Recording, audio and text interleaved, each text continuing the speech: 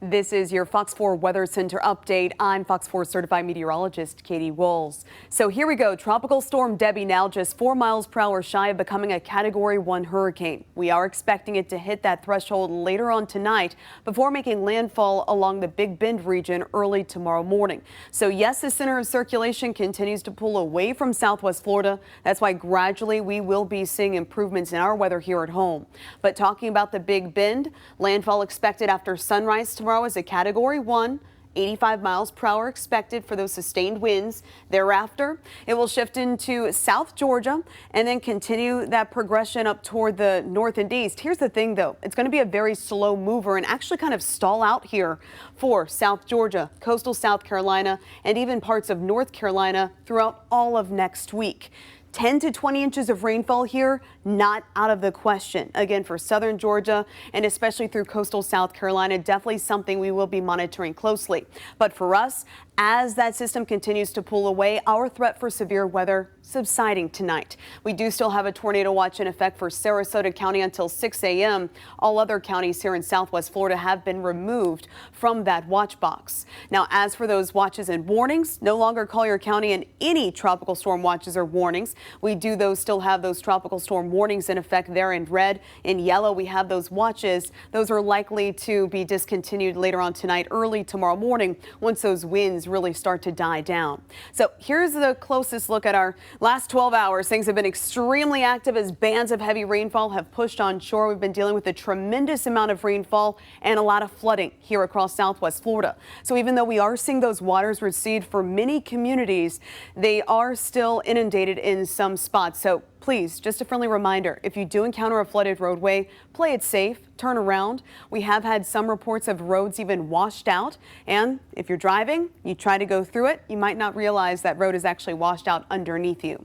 Now, as we look at the current radar, again, things are much quieter as the worst of those rain bands are now shifting up toward the north. So just how much rainfall have we picked up from Debby?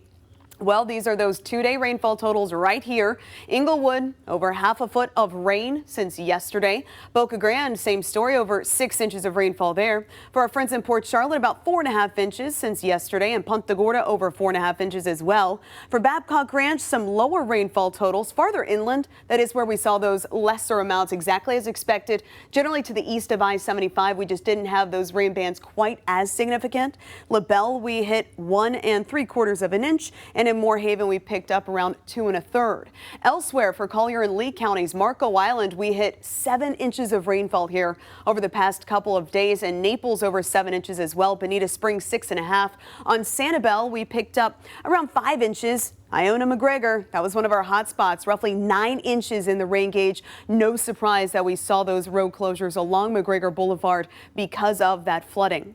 As for Cape Coral, we picked up over 7.5 inches, most of that being today around 7 inches. Again, also seeing a lot of flooding here across the Cape. And in Fort Myers, we picked up almost 4.5 inches in the rain gauge. So flood watches have been allowed to expire, discontinued for Glades, Hendry, and to inland Collier, but we do still have that flood warning for coastal Collier County in effect. Also, those flood watches remain in effect for Lee, Charlotte, DeSoto, and Sarasota counties.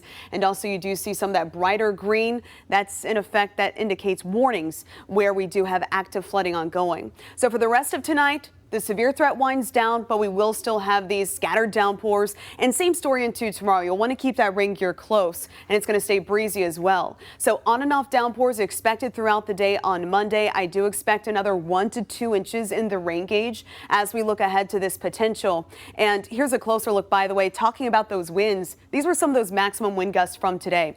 Venice hitting 50 miles per hour. In Port Charlotte, 45 mile per hour winds. In Cape Coral, we hit a maximum wind gust of 46 as well as Fort Myers.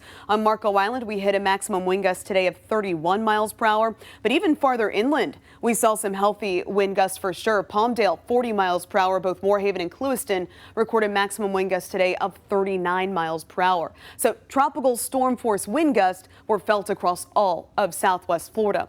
And looking ahead to tomorrow, it's going to stay breezy. We will still have those gusts 30 to 35 miles per hour. So not a bad idea to make sure everything stays nice and secured.